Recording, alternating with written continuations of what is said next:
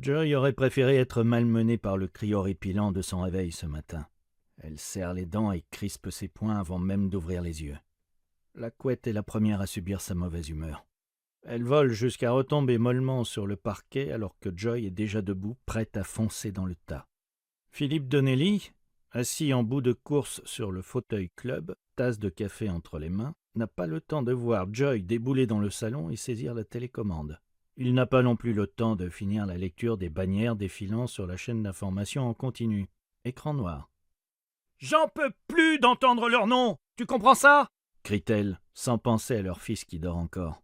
Donnelly porte l'index devant sa bouche et se lève pour aller fermer la porte donnant sur la chambre. « Désolé, je ne voulais pas te mettre de mauvais poil dès le matin, » répond-il en revenant vers elle. « Mais tu avoueras qu'il est difficile de passer à côté vu que les procès débutent dans quelques jours. »« Personne ne t'oblige à regarder. » Donnelly choisit la riposte du sourire forcé, sans commentaire.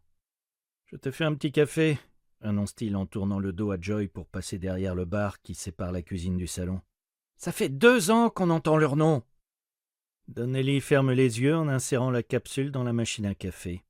Il en est maintenant sûr. Joy ne lâchera pas le morceau avant qu'ils aient discuté du sujet et qu'elle ait sorti tout ce qu'elle a sur le cœur. « Comment veux-tu qu'il en soit autrement ?» dit-il en regardant la tasse se remplir. Joy souffle et finit par un son guttural. « Il s'agit d'un des plus importants réseaux pédophiles démantelés à ce jour, » ponctue-t-il en se retournant et en lui tendant le café sur le bar. « Ça fait d'autant plus de bruit que les personnes impliquées sont haut placées. »« Mais ça fait 2 ans que nos oreilles, que nos esprits sont saturés par leur nom. Les médias font d'eux des héros, même si c'est au sens négatif du terme. On vit dans un monde fasciné par le crime. Il y a des conséquences à la médiatisation criminelle, tu le sais très bien. Oui, mais on se focalise sur ceux qui ont été arrêtés. Voilà ce que provoque la saturation médiatique dans nos esprits. Super. Les forces de l'ordre ont fait un boulot remarquable. Ces ordures vont passer en jugement, les peines seront exemplaires pour rassurer les foules. Mais nous, on sait très bien que ce n'est qu'un leurre. Le réseau a seulement été bousculé. Une pichenette dans une flaque visqueuse. Quelques gouttes peuvent sauter, mais la flaque finit toujours par se reformer. Je me demande à quoi on sert, en fait.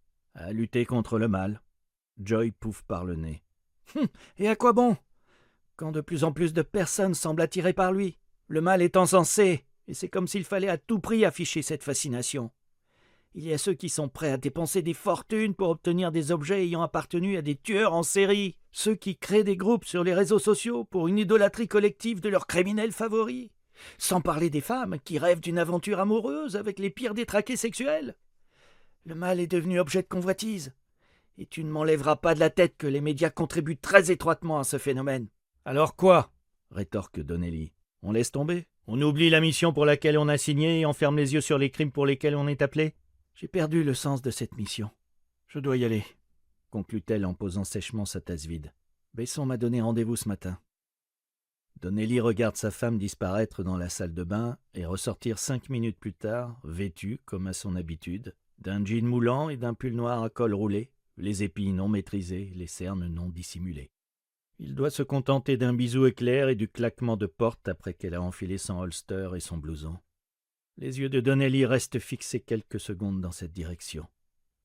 Son esprit n'a pas le temps d'analyser tout ce que Joy a voulu lui dire à travers les lignes.